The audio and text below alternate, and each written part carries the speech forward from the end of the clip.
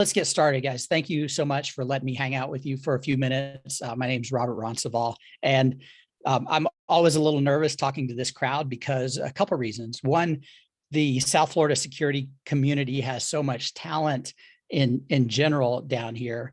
And also it's where I got my start in InfoSec. So it was about 2002, I was taking my first SANS course, and that's where I met some of the SFISSA OGs, so to speak. So I met Tim Kraybeck, I met Mike Brown, Pete Nicoletti, Michael Dyer, and Jeff Dell, Kevin Noble, a whole bunch of folks that really mentored me and helped me get into cyber. I am eternally grateful, and it's a really wonderful community. And also thank you to the sponsors, Digital Era Group, Clarium, and GM SecTech, because ever since I can remember, Digital Era has been sponsoring and helping to get these events happening. So thank you for that. And the title of my talk is Offense is Irrelevant If You Can't Respond. And of course, we're at a Hack the Flag, and offense is not irrelevant. It's a little bit of, I poke fun at my offensive cohorts because offense, it's a hole in my game. And I've always wanted to be good at offense, but I've played defense my entire career and am trying to get better, but I have an appreciation for the offense. And what I'm going to talk about is a few lessons from a large incident response that I was involved with, and we'll just get into it. But when we talk about incident response, it's always about the incident. So it doesn't matter what you do in information security, project management, compliance, offense, defense. You're either on offense, you're trying to create an incident. On defense, you're trying to prevent an incident. On offense, you're trying to help defense get better to prevent an incident. So it's always about the incident, and it's always about the incident response process. So it doesn't matter how good you can exploit something if you're not thinking about incident response. You always must think about it. And unless you work for Immunity or you were part of George's team over at a Fortune 2 company and you were doing pen testing all the time, most people, or a consultant, a lot of people I know that do offense, they're part of a response team. They work in an organization. That might be their role. But when it hits the fan, you're going to get pulled into an incident. So it's important to also not just be blinded with offense, but focus on how to help your defensive counterparts detect the incident. And when we talk about incident response, you have to remember the incident response process. And I apologize in advance for doing this to you. PICRL is the acronym. And Tim, they don't have PICRL down in South Florida, but that's what a PICRL is. And they do up here in Northern Virginia. My son just caught one at a lake by the house, but that's how I remember the incident response acronym is PICRL. It's preparation, identification, containment, eradication, recovery, and lessons learned. And it should, theoretically, it should take place in that order. Preparation first, and then before you start recovery, you want to identify, contain, and eradicate the bad stuff going on. But if you've taken the Ed SCOTUS SANS incident handling course, you'll know that the first and most important step of incident response is to remain calm. And remaining calm is really hard when stuff's going bad in an incident, but it's super, super duper important. Like a bunch of other security folks, I started training JITs a couple of years ago, and I'm always on the bottom, and usually it's by someone smaller than me and they're crushing me. And I really struggle with remaining calm when somebody's crushing me. Same thing in an incident. If you haven't experienced it before, it's hard, but after you've been through it over and over again, it becomes easier to be a little more chill further down the road you get when you have a few more battle scars. So that's, just a quick incident response overview. And we're going to talk about what happened. And so what happened with me is before I moved up here, I was commuting up here, and I get a call from one of our investors, and they're like, "Hey, Robert, there's this incident going on. Can you please go have a look?" And if you know me, my company Trapezoid, we're focused on firmware security, and that's what I've been focused on for the last 10 years or so. And what ended up happening, I was like, look, I really don't think I'm going to bring value to this. I haven't done incident response in some years, and honestly, to call me an incident responder would be an insult to the people who legit do incident response. And they were like, look, we need you to go over there. And so when you're a startup founder and one of your investors or board members push it, you can push back a little bit, but eventually you got to roll. So I went up here to this company that was having an incident, and let's look at what happened. This big company, it was a Fortune 1000. They had acquired a company out in California. And that's very common. There's a lot of mergers, acquisitions, roll-ups. And of course, a ransomware incident hit. And very common, we're seeing that a lot. How did it hit? First, there was a phishing email to the company in California. Then they dropped Mimikatz, which allowed them to collect their credentials. They eventually got credentials for an admin. And then they were bouncing around the network, and they deployed some ransomware. And what was the most impressive about this particular incident, when they deployed the ransomware, they used all the IT best practices. They actually used Microsoft group policy to deploy it. And they followed, step-by-step perfect procedure. And the biggest problem, or the biggest issue, the only thing they did wrong was they didn't do it during a change window. So it was really nicely done. And after they deployed ransomware, that's when the sadness set in, and that's when the problems happened. So company ransomware attack. Then there was the negotiation. And in this case, a team from the insurance company and legal counsel was doing the negotiation of the incident of the event. The attackers said, look, we want, I forget, it was either $100,000 or $250,000. And they were having these internal discussions if they were going to pay or not. And they said, yeah, we'll pay it. They tried to play it off like they were a smaller company. And then the attacker said, you know what? You guys have had a few good quarters. We've looked at your public financials. Oh, and we've also looked at your internal financials. So we know you have plenty of money.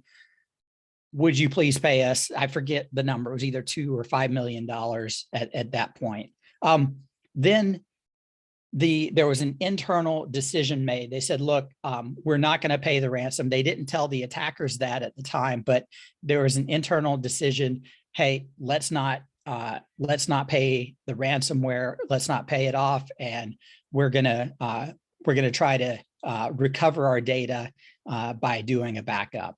So that's where the remediation comes in. And I got on the incident during somewhere around this point. So they deployed endpoint protection. And why would that be part of remediation? Well, what happened was the company had procured, think CrowdStrike or McAfee or Carbon Black, or one of those tools that probably would have stopped the stuff from executing in the first place. They had procured it something like 9 months previously, but because they were fighting internal battles, they had a problem getting it deployed, and they actually had finally got through all the process. They had a change window set up to deploy it like the following week. And the attackers who had been in the network for a while, they probably knew that was coming. So they deployed the ransomware before they could update and deploy all of the endpoint protection. They also deployed new laptops. So there were probably there were thousands of employees. And up here, I was in the office up here, and they had put in an order from Lenovo or Dell or whoever it was, but they were imaging laptops, and it was cheaper and more effective to just buy new laptops basically for their entire multi-thousand person workforce than it was to have them sent in to reimage and all that stuff, because they were all locked down off the network. So that was going on. Then the most important part, and this is where it was getting a little dicey, attempted data recovery. So there was they had a SAN. The attackers weren't able to encrypt the SAN, but because they had admin credentials, they actually were able to delete the entire management plane of the SAN solution. And the SAN was located out in one of the Las Vegas data centers. Think Terramark or Sextera, but out in Vegas, and I forget the name of the data center out there. So there was a SAN out there, and the lead technologist there was the insurance company responding that happened to be the technical lead. They were trying to access the data on the SAN, and the real race against time was, we need to make sure we can get this data and recover it before telling the attackers to go jump in a lake.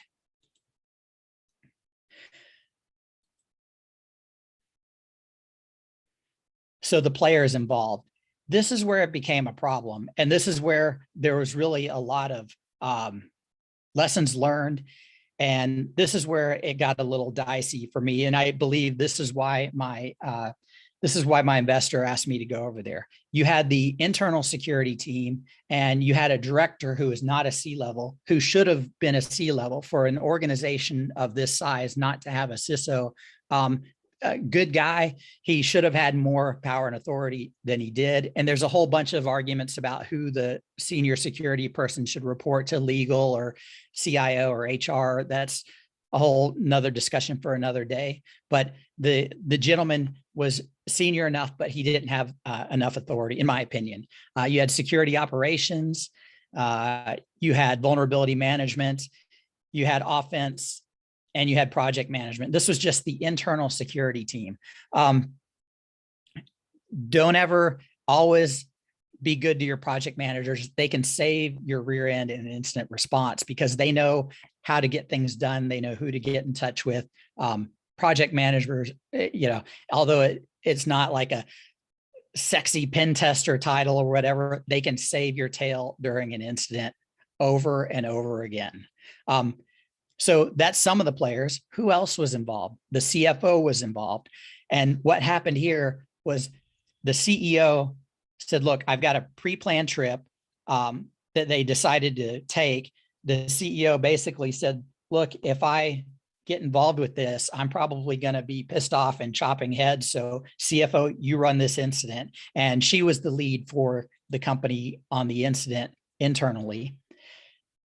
There was also a global risk partner. I think Big Four accounting firm. There were 20 people on site and many people off site.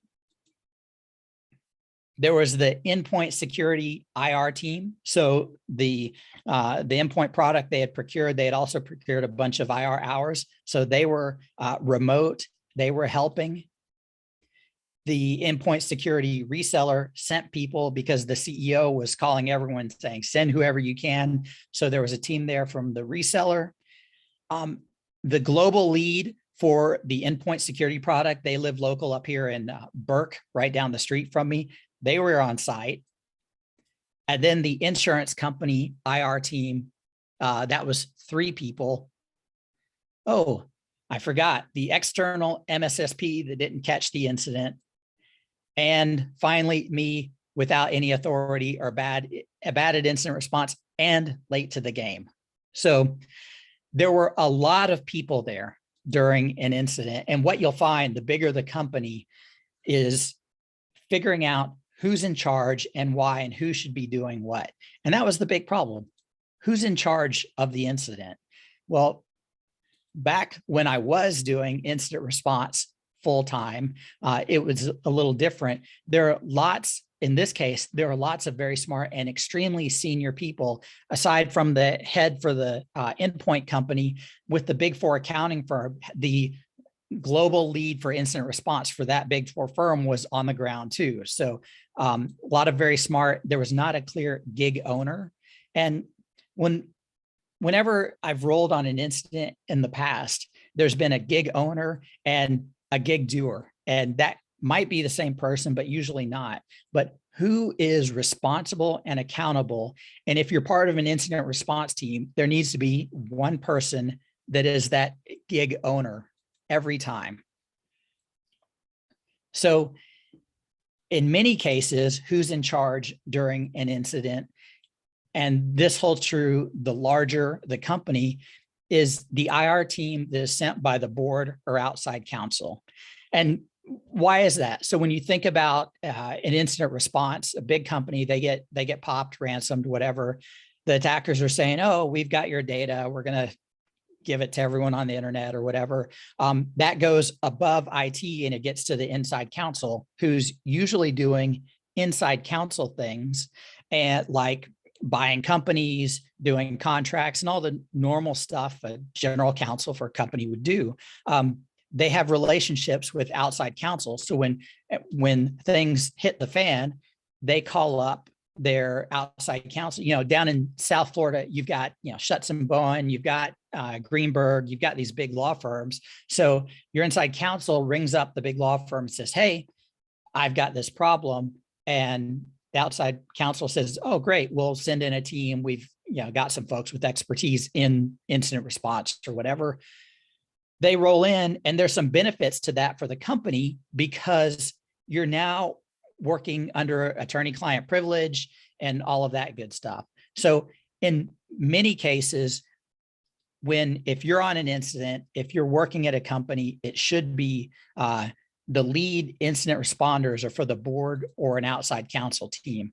And that's because it's a different level of incident. I mean, if you have outside counsel, you're spending very high hourly rates to have these incident responders come in at the spur of the moment to do this stuff. There's probably a lot of risk and a lot of money being lost. And if you're a player on a team during an incident, if the outside IR team, if they tell the board or they tell people that you suck and you're not being cooperative, you might be looking for a new job. And it doesn't matter how much, I think in South Florida, we can say how much palanca your manager has down there, but you may be out of a job if the outside counsel or a member of the board says that they think you're no good.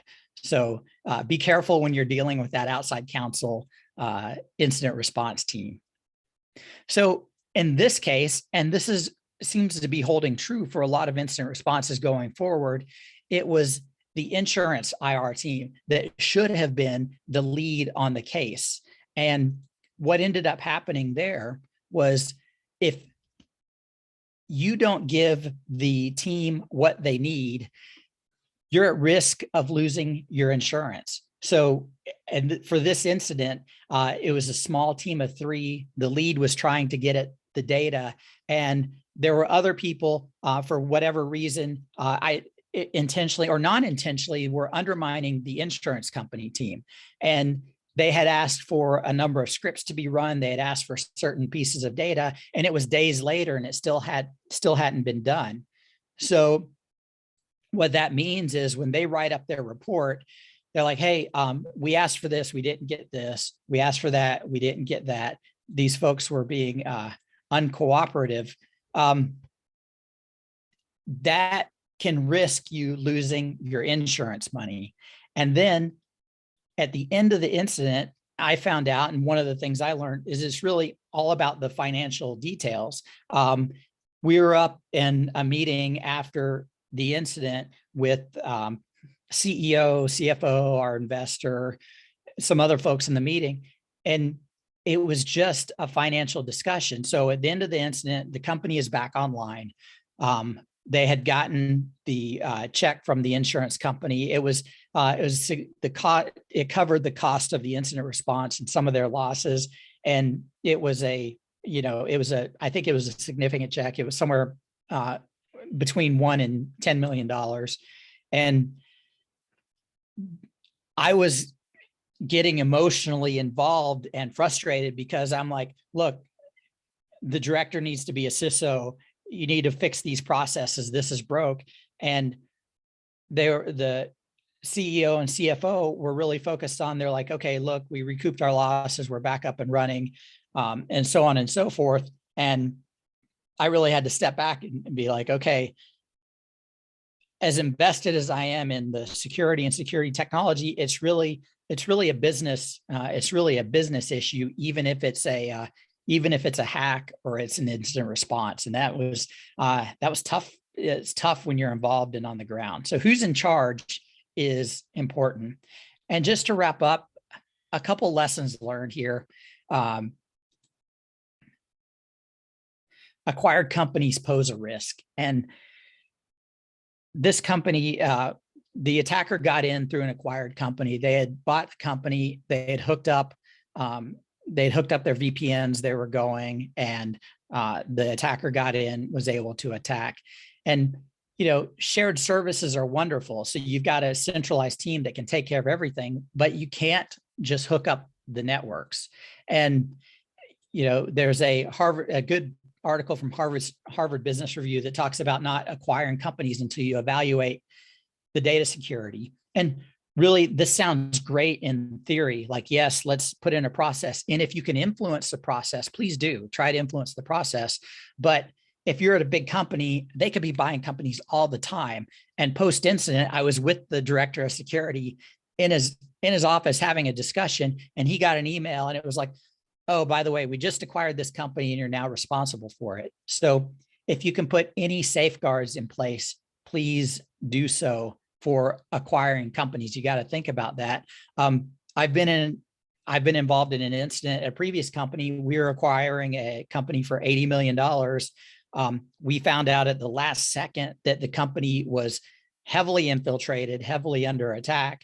And I was on the phone with my boss and the CEO of the company, and the CEO was asking my boss, he's like, look, I need to know if I wire this company this $80 million right now, or if I scrap the transaction. And if you're on the security team, just know that you can get pulled into those types of discussions, and it's pretty unnerving where you have to give that go or no go. And I'm glad I didn't have to make that decision. So acquired companies pose risk. It's all about the incident response. No matter where you are in your organization, you need to deploy your tools, you need to use your tools, and all you folks doing the hack the flag today, use your offensive skills to help your defensive coworkers and counterparts like me who don't know offense to tune our tools. Be a good, don't just be a red teamer, be a nice purple teamer. Help us to get better at detecting your wonderful attacks. And then finally, understand who you're dealing with an incident response. If you're in your company and you're dealing with an incident, and all of a sudden there's 3 or 4 or 5 or 20 people from outside, try to understand who the players are. Where are they from? Are they from an outside counsel? Are they from an insurance company? Communication is critical. I think just with improved communication on that incident, I think there would have been a little bit less of an issue with the different parties playing nicely with one another, but it's super important. And finally, if you do all that, hopefully you can survive another day until the next incident, because there will always be another one. So I think that about wraps up everything I wanted to cover in this 25 minutes. I'm happy to answer a couple of questions if there are any. Thank you, Robert. That was a great presentation. So, folks, you can type your question, or you can unmute yourself and ask your question of Robert directly. Or if you can't unmute yourself, raise your hand and we'll do it for you. We'll work with you on that. I may have one, Robert. Okay. Which is more important? She won't do both. Like she won't be at least maybe heavily focused on defense, or she won't mix and match defense and offense also. That's a great question. I think there's such a deficit of talent in security. It really comes down to what are you interested in the most? Because some people gravitate to defense, and I know some people they were like, I always knew I like to break stuff. I like to hack stuff. I like to do things. So I think it's whatever you want, whatever you can get opportunities. And if you, and if you do want to be on offense or defense or whatever, don't be afraid to look out and look around for those opportunities. They're out there. I would encourage you to,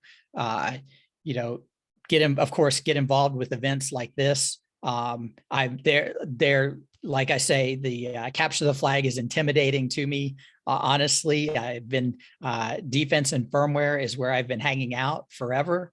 And, I'm very impressed by folks who would like to do that or who do that. But if you want to do offense, it's whatever your personal preference is. There's opportunity on both sides. So are you starting a team for the CTF today, Robert? Not this one. I'm scared to death, man. One of these days. Do the intro. Tropicon, yeah. Do the intro, man. Okay. Not a lot of hacking. It's it's a CTF. It's a capture the flag. Yeah, I've done a little. There's bit. some packet it's analysis. There's some crypto. Okay. There's some other stuff. I can look at. I love looking at packets. I'm thrilled. I can look at packets all day long. That makes me happy. Oh. It's just sending packets hurts my heart. So a couple quick things, thank you to the sponsors, Digital Era, Clarium, GM SecTech. And, I did relocate up to Northern Virginia. If I'm actually flying down tomorrow. So if anyone does train in JITs and knows a good spot to train or wants to get some training in between tomorrow and Thursday, hit me up on LinkedIn. I appreciate it. Any more questions? I'll happy to answer, and then I'll jump. We have a question. Okay. Ransomware, should Yes. you pay or not? What's your opinion on that? Oh, that's a good question because I don't know. And my personal view has always been like, no, don't pay, just have good backups because you're hosed anyway. That's been my stance, but I think that might have changed a little bit. If you look at, there's a company out of South Florida, some guys, GroupSense, Curtis Minder and Kelly Milan. They've actually been doing a lot of ransomware negotiation as of late. I checked that out. I don't have the latest. My answer is always no, because you're a host anyway. But I don't know the latest and greatest best practices. Those guys do, but GroupSense does. So Okay. I check them out. Okay, and would that be similar to the policy we don't negotiate with terrorists? That's my policy. But depending on who you are, they could actually negotiate also. Right. That's my situation. Right. That's my policy. So, but like I say, I don't know what the right answer is. I don't know what the right answer is. In this case, the company was willing to pay up to a certain extent, and then when they raised the bar, they decided, look, no. So, and it's funny, like in my mind, backup and recovery, and those guys, they all of a sudden got more valuable recently. I'm guessing with all the ransomware that happens. If you're good at backup, that's a good skill to have. So, yeah. What of tabletop exercises? Is that important to prepare one for incident response? Tabletop exercises. Tabletop exercises are,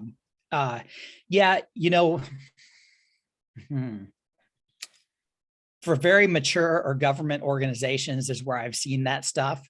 I'd say in real life, taking some incident response training and planning and scenarios. I've always been on the response for the board or outside counsel. I'm usually in there when it's in the middle of a fire. And a lot of times you got to think about how much talent or lack thereof there is in security available. It'd be great to do a tabletop exercise, but I can't even get my endpoint stuff deployed. Hey, so on the tabletop stuff, I've started doing what I call 15-minute tabletops. Okay. And basically take a scenario. You've got a machine beaconing on the network. Okay. Yep. What tools do I need to find that? What, okay, I found, okay, so here are the tools we need to find that. If we want a packet capture of that, okay, how do I do that on our equipment? Do we have an SOP written for that? So I asked the basic questions. Okay, here's the scenario. How would you find that device? Okay, do we have SOP written for how to do that? Do we have the ability to do whatever you said? If not, that's our goal for the week, is simply, okay, we need to be able to do a packet capture on this port and have an SOP for it. Awesome. That gives us the ability to break down a huge scenario and say, okay, do we have the capability to find it? If not, put that on our list of needed tools. If we have the capability, do we have the process to do that written down? And that's the way I work through it. Very simple, things. Can we find out what's going on? Do we know what to do? And you keep it very high level. You can keep it very short and sweet. And I use the Black Hills deck of cards to come up with scenarios. I pick a couple of those and say, maybe it's ransomware, maybe it's this, maybe it's that. Can we detect it? Can we dig in there and do some work with it? Can we do what we say we were going to do? Can we shut off a port? Okay. Can anybody but the network team shut off a port? Is this stuff written? We have break glass accounts. Okay, great. Do we have the SOP to go along with the break glass account to get that task done? If not, there's a deficiency and you can write that up. You don't have to go through okay, Robert, so, this is the whole scenario. What are you going to do? And you go through it step by step. You can do the very high level, very big picture stuff like that. And you don't have to kill off members of the team because they're too smart at this. Yeah. Tim, that's a great point. And I would say that thankfully this is being recorded. I would go back and re-listen to what Tim just said, because that's a beautiful thing. Execute a scenario in the network, or talk about a scenario, and can you respond to that scenario? That just makes a lot of sense. And I would do exactly what he said. Great. It looks like we are already using part of our break, but I do have additional questions that have come in here. What about insurance? Nowadays, most cyber insurance companies, they don't cover all the losses. Any thoughts on that? Yeah, that is, it appears to be an industry in flux right now. I think one of the things that's happening is I'm starting to see some insurance companies acquire and build up more security capability. So they're getting smart about figuring out if you as a end user or insurance purchaser have done due care to protect your network. I think you'll start seeing a lot more of that. They have resources and they're trying to build expertise so they can get smarter and make better decisions about coverage. And I think that's going to force a lot of end companies also to change and up their game. It's like, oh, I've got to do this or I'm not going to be able to get insurance. So that's, aside from the whole compliance driven thing, you're going to have drivers from insurance. Like, look, if you want to have insurance, these are the minimum requirements. That's going to push back to the compliance thing eventually. But you're seeing a lot of change. That's something that you should definitely just keep paying attention to what's going on in the industry. It's changing very rapidly. So. I think we'll get some really good concrete stuff out of there, because right now it's like, do best practices. Right. Do good stuff. It's like, okay, what does that mean? And when the insurance companies go through and they finish, work on their actuarial tables, the type of stuff they're going to cover, the type of stuff they're not going to cover, based on whatever conditions are really going to be an indicator of what is good practice, what is best practice, and what isn't. And that'll really help move things forward. Great. Thank you, Robert. We've run out of time.